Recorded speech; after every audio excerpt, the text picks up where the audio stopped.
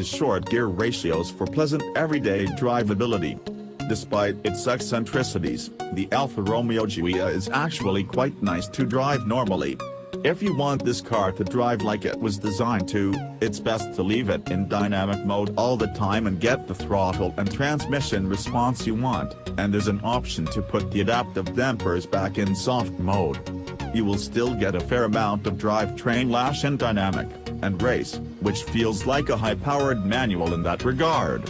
When you're sitting in stop-and-go traffic, though, normal mode softens everything up and makes it relaxing.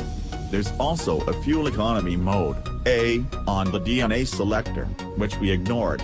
More critically, the Giulia will stay in whatever mode you left it in when you turned it off, save for race. That engine is a potent 2.9-liter, twin-turbo V6. All new, it overachieves with 505 horsepower and 443 pounds-to-foot of torque. Small displacement and big power mean big turbos, and big turbos generally mean lag. The Giulia has no anti-lag system per se, but its transmission works hard to get revs into the meat of the power band as quickly as possible.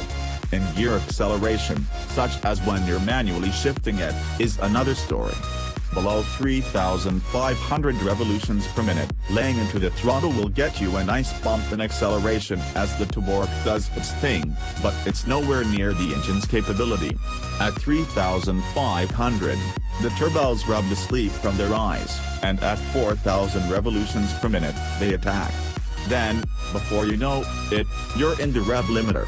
It pulls so strong from 4,000 revolutions per minute to its 6,500 revolutions per minute redline you're sure to hit the limiter many times before you get used to it.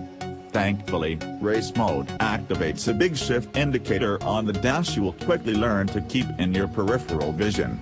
It's a small price to pay, but if you want the full fury of this engine, you have to drive it above 4,000 revolutions per minute all the time.